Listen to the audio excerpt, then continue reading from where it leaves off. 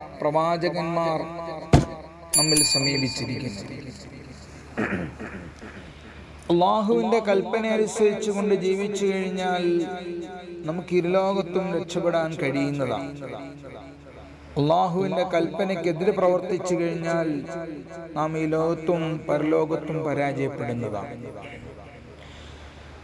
പ്രധാനമായും നാം മനസ്സിലാക്കേണ്ടത് അല്ലാഹു സുബ്ഹാനഹു തആല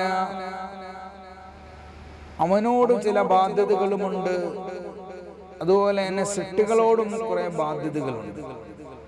ഹുഖൂഖുൽ ഖാലിഖും ഹുഖൂഖുൽ മഖ്ലൂഖും പരസ്പരം തിരിച്ചറിയുകയും ആ രണ്ട് ബാധ്യതകളും ജീവിതത്തിൽ പ്രാവർത്തികമാക്കി ജീവിച്ചു കഴിഞ്ഞാൽ നാളെ പരലോകത്ത് നമുക്ക് എല്ലാ നിലയിലുള്ള വിജയം കൈവരിക്കാൻ കഴിയുന്നതാണ്.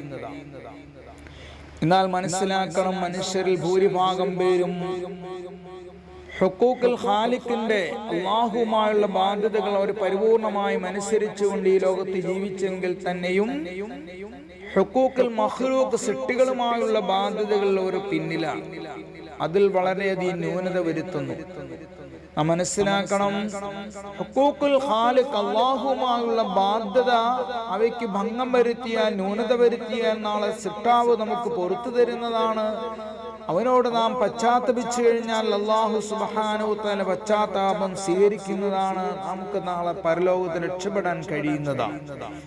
എന്നാൽ ഹുഖൂഖുൽ മഖ്ലൂഖ് സൃഷ്ടികളുമായുള്ള ബാധ്യത എന്താണെന്ന് മനസ്സിലാക്കണം. എന്താണ് സൃഷ്ടികളുമായുള്ള ബാധ്യത? സൃഷ്ടികളുമായുള്ള ബാധ്യത എന്ന് പറഞ്ഞാൽ അവരുമായി സമ്മിശ്രമായി നാം ഈ ലോകത്ത് ജീവിക്കുന്നതിന്റെ പേരിൽ അവരുടെ ധാരാളം ബാധ്യതകൾ സൂക്ഷിക്കേണ്ടതാണ്. പ്രത്യേകിച്ചും നമ്മുടെ നാവിനെ നാം സൂക്ഷിക്കണം.